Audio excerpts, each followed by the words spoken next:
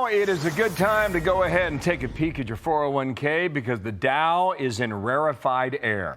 50,400 plus. We have never been at this level before. That's the big board. Meanwhile, President Trump promising more economic growth and prosperity. He thinks that will prove a winning message for Republicans come November. Can you beat history on these midterm elections? Carry the House and the Senate for the GOP. Can you do it on the economy? I think we have the greatest economy actually ever in history. Now we have the hottest country anywhere in the world. That's said by everybody. We have the hottest country in the world. I guess I have to sell that because we should win in a landslide, and we'll do everything we can to do it. All right, let's see about that with James Blair, Trump 2024 political director. James knows the ins and the outs of every state, every region, every number, every dollar sign. James, thanks for coming back, and good morning to you. Thanks for having me. How do you defy history?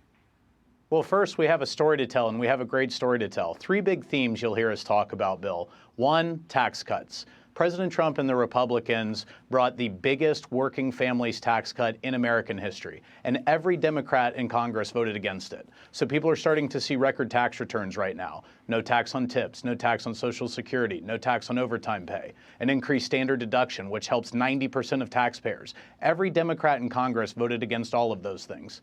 Two, as the president said, economic growth. Right now, the projection is 4.5% annualized economic growth. What you just saw this month, the numbers just came out from the Congressional Budget Office, are a 35% reduction in the federal deficit year over year, January to January for the same period. And that is because of our economic growth. And think about that. Under Joe Biden, it was going the opposite direction. And then third, President Trump is stopping big corporations from ripping off the American people. He's making them treat them fairly. So these are things like most favored nation. We're now we're having massive price cuts to prescription drugs. There was a Wall Street Journal article just last week that said for the first time they've ever seen, the prescription drug companies are cutting prices so that American consumers don't pay any more than consumers in foreign countries pay.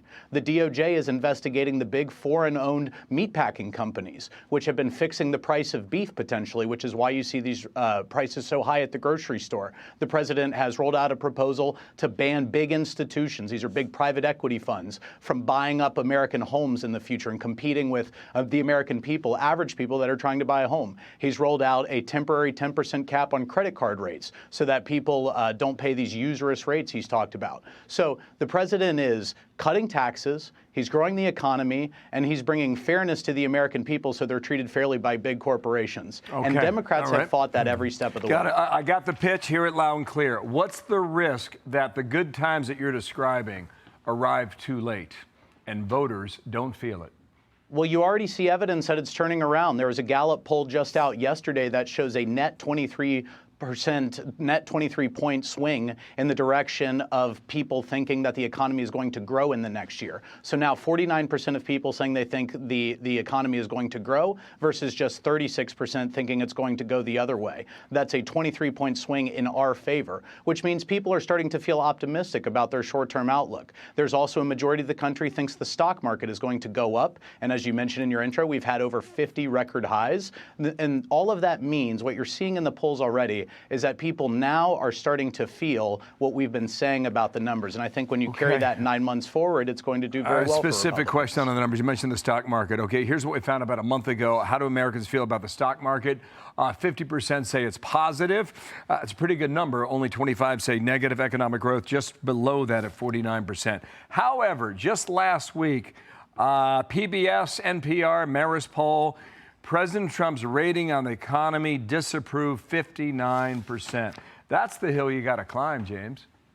Yeah, I think the approval rating is already trending in the right direction. And I think that, again, 9 months from now is when the elections are. I think all of the numbers will catch up to the raw data that we're actually seeing in the economy. And again, we already see the evidence of that, as I just mentioned in the Gallup poll, where people may say one thing on one question about the approval rating, but the fact is their short-term economic outlook for themselves, how they feel their own personal finances are going to be, is improving under President Trump, and he will get credit for that. All right, Washington Post, here we go. Republicans Republicans are anxiously awaiting a clear picture of the Trump team's plans as the president's sagging approval numbers and Democratic overperformances in special elections have darkened the GOP's outlook for the midterms. He's got a war chest of $300 million. I don't know how much Elon Musk is going to kick in. We'll find out. Tim Scott was in the state of Maine warning Republicans that that Senate race could go either way. Go ahead and size it up in the 20 seconds we have left. What will be the pitch? How do you close the deal?